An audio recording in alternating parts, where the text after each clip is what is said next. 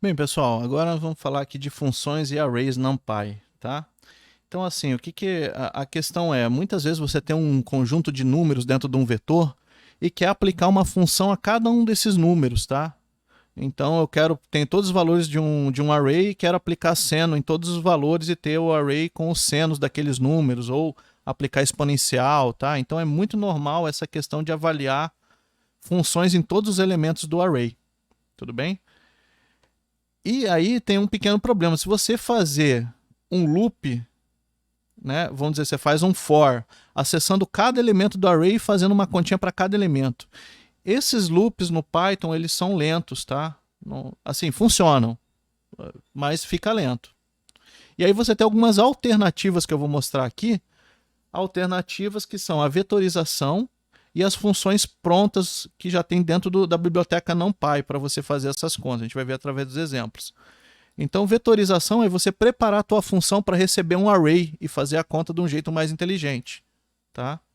Ou usar as funções que já estão definidas dentro do NumPy, né? Tem uma função dentro do NumPy que aceita como entrada um array inteiro, ela está vetorizada, ela sabe otimizar a questão que os dados estão alinhados bonitinhos, tá?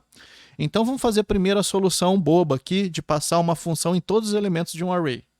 Então, vou fazer dois imports. Ó, o primeiro import eu estou trazendo dentro da biblioteca mat, a função exponencial e seno da biblioteca mat. E estou importando o NumPy, tudo bem? Agora eu vou definir uma função f de x aqui, ó. Tá? Essa função f de x, como é que ela funciona? Entra um valor x e ela calcula o seno de x e depois exponencial de seno de x aqui, ó, né? E está usando a biblioteca math. Então ela só sabe fazer um elemento por vez.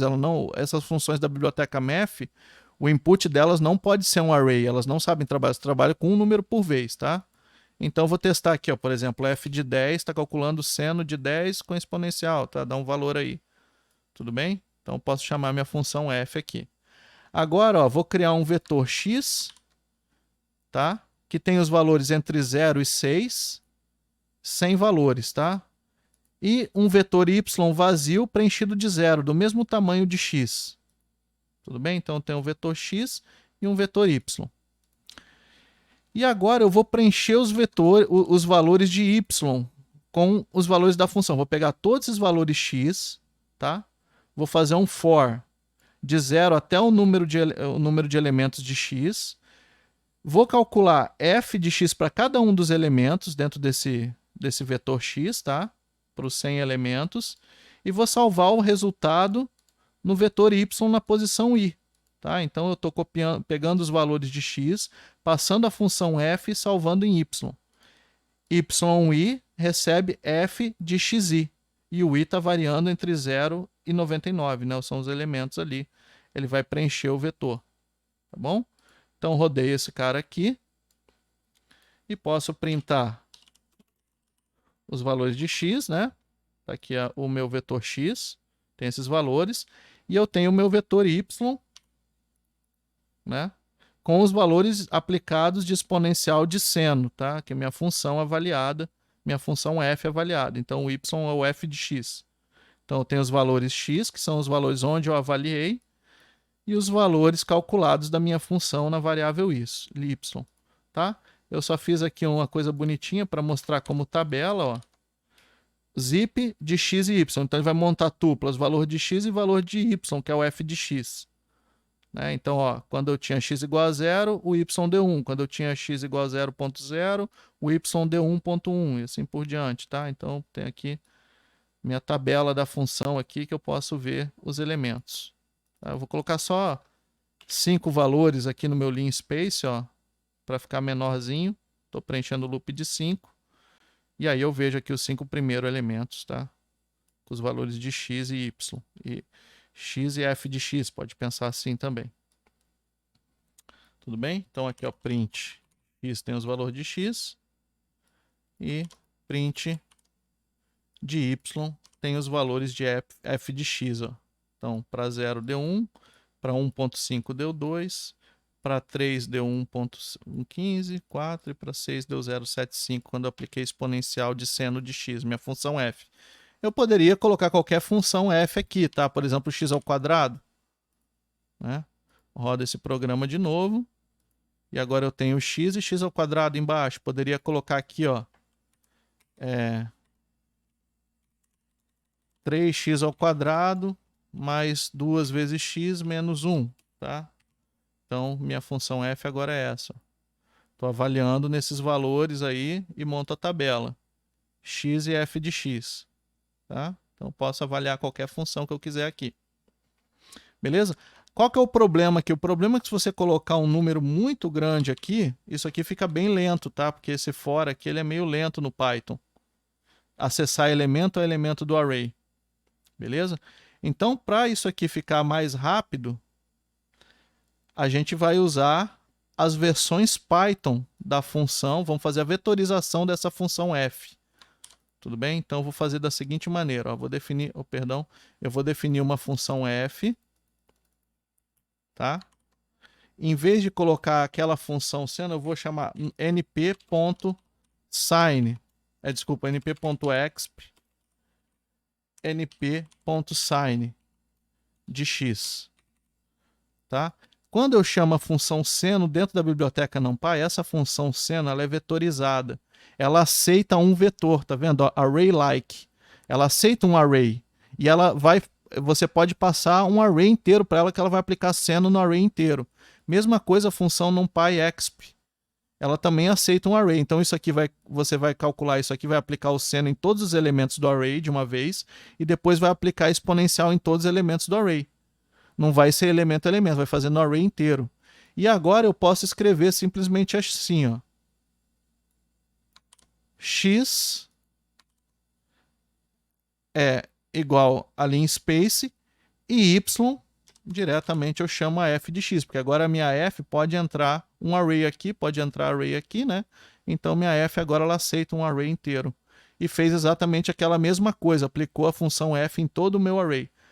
Só que eu tenho que usar as funções NumPy aqui que são vetorizadas, tudo bem? Então eu posso dar o print x e o print y aqui da mesma maneira, né?